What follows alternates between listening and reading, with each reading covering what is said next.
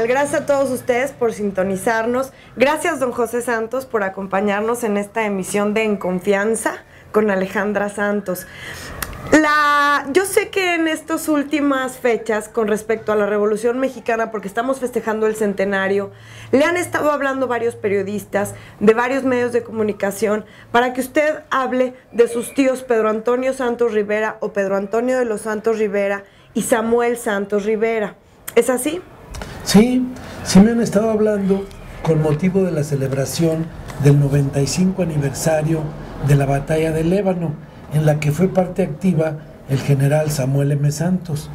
Y también me hablaron los de la Asociación de Abogados porque quieren instituir un premio a uno de los alumnos distinguidos de cada año que se llame, y le quieren poner Pedro Antonio Santos, porque el licenciado Pedro Antonio Santos, cuando fue pasante de leyes y que estudiaba en el Instituto Científico y Literario, ahora la Universidad Autónoma de San Luis Potosí, defendió la causa de Francisco Madero, que lo metieron a la cárcel injustamente los esbirros de Porfirio Díaz.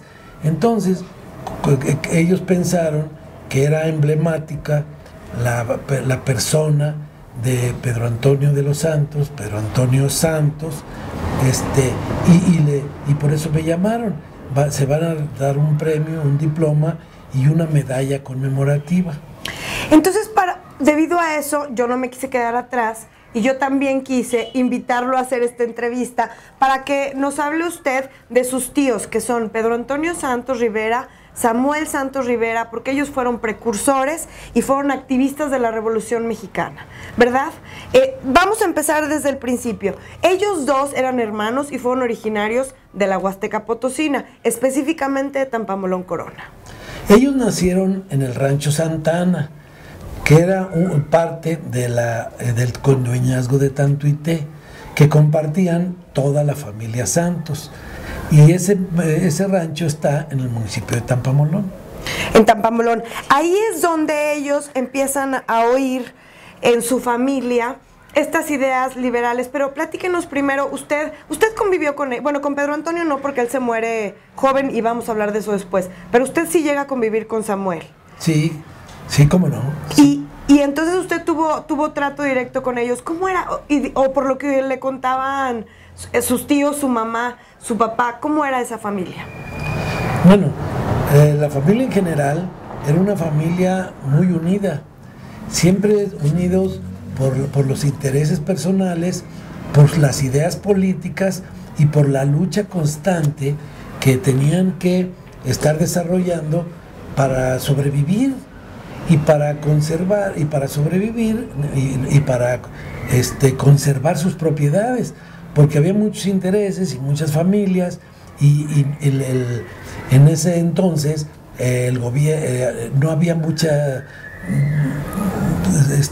seguridad, la gente siempre estaba armada y había otras familias antagónicas que querían apoderarse del poder local, del poder regional, para así poder ampliar sus propiedades, que era lo principal que buscaban.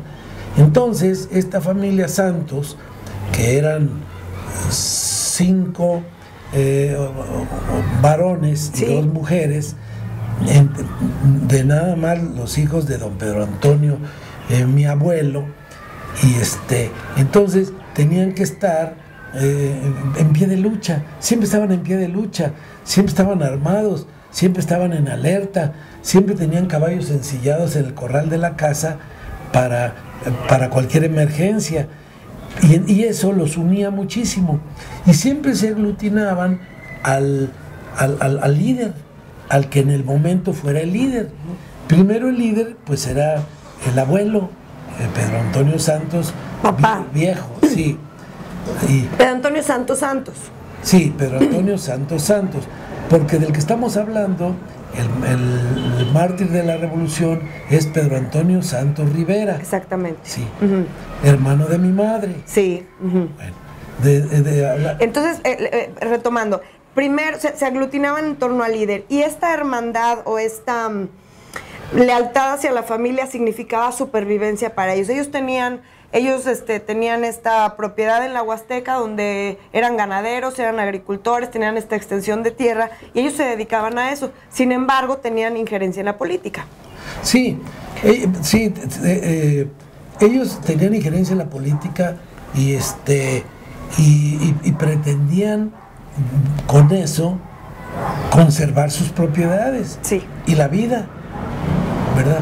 Pero sí, no siempre podían acceder a la presidencia municipal de Tampamolón o a la jefatura de política en Tancanwitz, que era el distrito en el cual se encontraba Tampamolón. Okay. Y entonces, primero el líder era Pedro Antonio Santos Santos, el papá de ellos, y luego es Pedro Antonio Santos Rivera. Pero ¿de dónde les vienen las ideas políticas? Ya usted explicó muy bien que era para cuidarse, pero ¿cuál era su ideología política o de dónde les venía? Bueno, ellos eran liberales recalcitrantes. Ajá. Absolutos. Es decir, para quien no esté muy familiarizado con el tema. Bueno, pues eran republicanos. Sí. Demócratas. Demócratas a carta cabal. El Pedro Antonio Santos Santos participó en 1857 en la guerra de Tuxtepecana con Porfirio Díaz para frenar las aspiraciones reeleccionistas de Sebastián Lerdo de Tejada. Él llegó a ser mayor del ejército tuxtepecano. La guerra tuxtepecana fue basada en el plan de Tuxtepec, sí, que se dio en el distrito de Tuxtepec, Oaxaca, mas sin embargo empezó en Brownsville, Texas. Estando Porfirio Díaz en Brownsville, Texas, entró a México con sus fuerzas armadas para combatir a Sebastián Lerdo de Tejada. Y ese plan terminó victorioso en un año después, en 1877, con 1877, con la toma de la Ciudad de México. Sí. Entonces, desde entonces ya eran liberales, ya eran republicanos y tenían otras gracias también. Eran anticlericales. De la Reforma.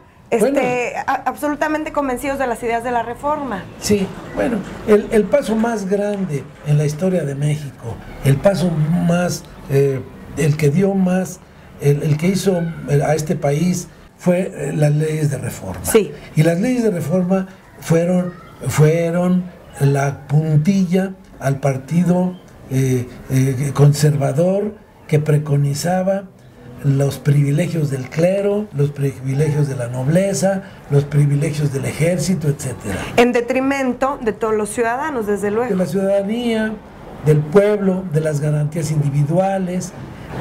De los derechos fundamentales de las personas. Porque además la Reforma, no sé si usted coincida conmigo, pero la Reforma es el antecedente ideológico de la Revolución Mexicana.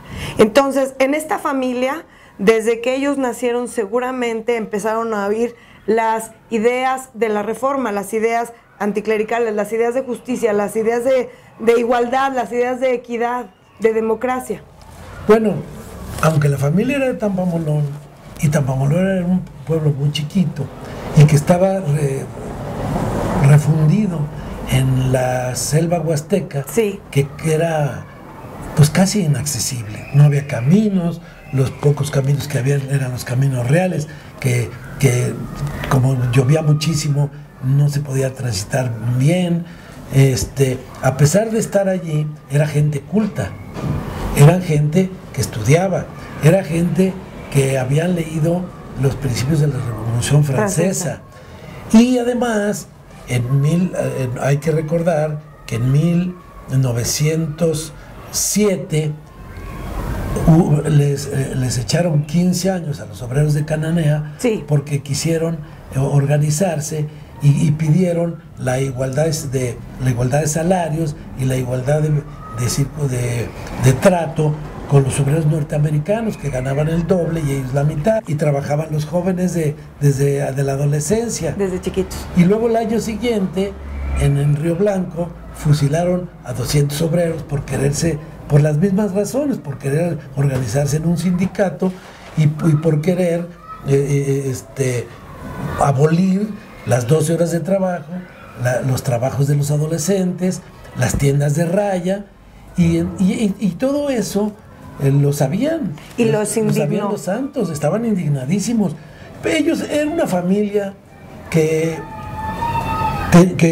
económicamente era el núcleo más rico de la Huasteca en aquel tiempo, según estadísticas de la época. Okay.